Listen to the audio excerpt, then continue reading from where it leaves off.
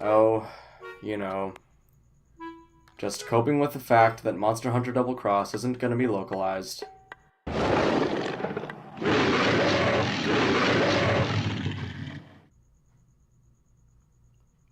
Holy crap, a new Monster Hunter game! Larry, we gotta go play this!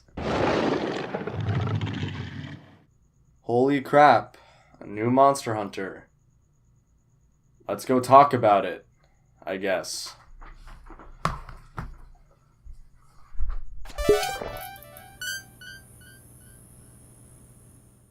Much to every Monster Hunter fan's delight, Monster Hunter Generations Ultimate is coming west on the 28th of August this year, exclusively on Nintendo Switch. All prior info online said Monster Hunter Double Cross, Generations Ultimate's Japanese equivalent, wasn't coming west, so this was a huge surprise. I've honestly never seen release news for a game take a complete 180 like this before. Capcom said they had no plans to localize the game, and then bam, we get a trailer and a release date out of nowhere. That's like going to a restaurant wanting a burger, then the waitress tells you, "Sorry, idiot," then an hour later she runs back in the room, burger in hand, screaming, "You ain't ready for this!" Nonetheless, it's so mesmerizing to finally say that Monster Hunter on Switch is on its way.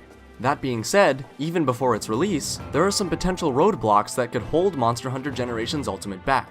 Don't get me wrong, there's a definite chance it will succeed with flying colors, but there's also definitely some things that could bog it down.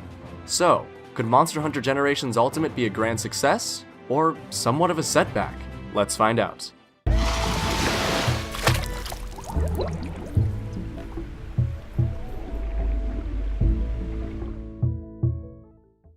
The first and potentially biggest reason why Gen U might be unsuccessful is because it utilizes the gameplay of its predecessor, Monster Hunter Generations. Okay, I can explain. This isn't inherently an issue. Generations in the older Monster Hunter games are what shaped Monster Hunter's identity, and they're all very fun and well-made games. But then you've got Monster Hunter World. With World in the picture, every other Monster Hunter game is flat out inferior. It's like comparing a DSi to a new 3DS XL. One of them is clearly better here, yet the other one is still really cool. This was World's goal, after all, to refine and innovate upon what was already great. It's because World succeeds in that goal that players might be drawn away from Gen U. Comparatively, old Monster Hunter gameplay is much clunkier and much more incommodious than that of World, which was specifically designed to be the most open-ended Monster Hunter game ever. And at this point, players have had months to become attached to World and its refreshing innovations and new takes on the original Monster Hunter formula. Some of its innovations include being able to walk while drinking potions instead of standing still, being able to cancel out item use animations instead of, yet again, standing still, and being able to see monsters' item drop rates and breakable parts within the game instead of having to look up everything on fan-created wikis. With 7.5 million sales in total, physically and digitally, it's clear that the Monster Hunter community has found its new home. Actually, a home is probably too small. Let's give it a Marriott. Like, a really big Marriott. I just don't know if the fanbase is willing to regress back to the slightly less refined Monster Hunter gameplay present in Gen U. I know I'll be there at launch and I'll still love it, but it's just not gonna have the same quality of life changes World has. The next big pressure point for Gen U is the fact that Monster Hunter World is still giving its players plenty of downloadable content. So far, Capcom has given players free DLC monsters like the Deviljho, the Kalvetaroth, and the Lunastra, alongside other in-game events like the Spring Festival. Not to mention plenty of paid cosmetic DLC as well, but that's not very important. Whether or not Gen U gives its future players DLC like this is not the issue here. The issue here is that Capcom is keeping World's player base constantly engaged, and oh, come on, how does that even happen? Yet again, this isn't inherently an issue. In fact, this is a really good thing for Monster Hunter as a whole. But this does not bode well for Gen U's success. There's a good chance that players, already comfortable with World, will just stick with it because Capcom has promised continuous new content updates that will always give them new things to do. I guess you could make the argument that Gen U is an entirely new experience and that players will buy it because they want more than content updates.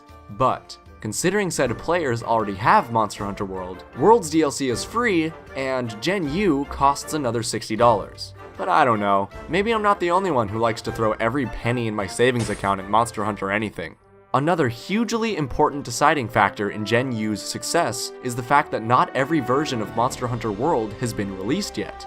The game released on PS4 and Xbox One back in January of this year, and the PC release is scheduled for the fall, which is near when Gen U is supposed to release. Depending on the PC port's actual release date, which of course isn't confirmed yet, this could be a big issue. One thing I've noticed about the Monster Hunter community so far is that there's an entire sect of it waiting for the PC port. People have been begging Capcom for a Monster Hunter game on PC for years, and now that their prayers are being answered, hundreds of thousands, maybe even millions of players are bracing for impact. If World's PC port comes around in, let's say, late October, early November, Gen U will have the perfect playability window it needs to be a success. But if the PC port releases around early to late September, then Gen U could easily be dead on arrival or die out very quickly after its launch. At this point, let's change positions here, and let's talk about the good side of things. In other words, why might Monster Hunter Generations Ultimate succeed? Well, for starters, World and its eventual PC port lacks something that many Monster Hunter fans have come to grow and love from the series throughout the past couple years: portability. Many fans of the series, oftentimes including me, enjoy the fact that they can hunt anytime, anywhere.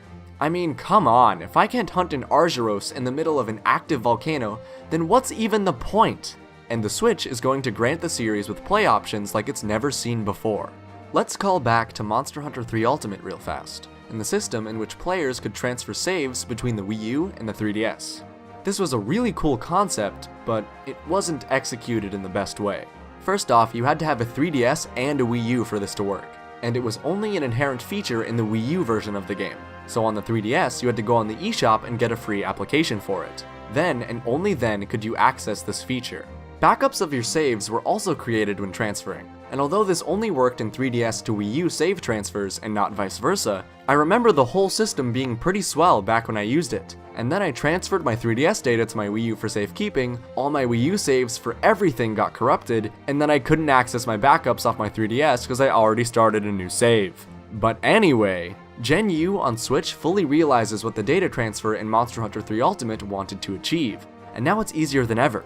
I'm playing the game, I'm going to a buddy's house, bam, it's coming with me just like that. I can take it anywhere, it's got pretty good graphical and performance capabilities, and it's a huge Monster Hunter package. Speaking of content, Gen U may very well have the most content out of any Monster Hunter game ever. Generations in and of itself was an amalgamation of content from every previous Monster Hunter game, and Gen U goes even further with it.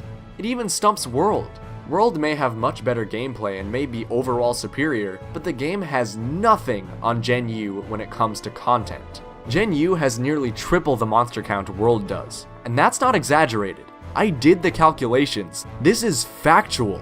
Even with upcoming DLC, Gen U will forever have more monsters than World. Period. And one more thing, yeah, the World PC port has a sect of the Monster Hunter fanbase waiting for it, but so does Gen U. I don't know if the amount of people waiting for World on PC is the same as the amount of people waiting for Gen U, but there's still a solid group of people waiting for it. And who knows, maybe some people are down to get both. I mean, yet again, there are some people who are willing to shell out all of their money to get any Monster Hunter stuff they can.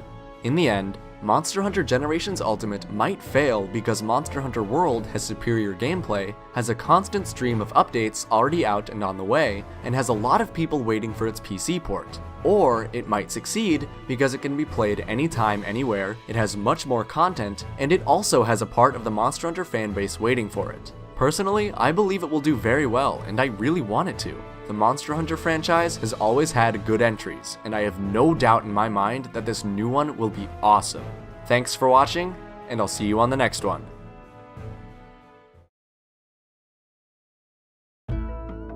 How do you think the game will do? Make sure to comment your thoughts down below and leave a like if you enjoyed. And don't forget to subscribe if you want to see more of my content in the future. You can watch some of my other videos on the left, and I hope you enjoy them too. Thanks again for watching, and I'll see you guys on the next one.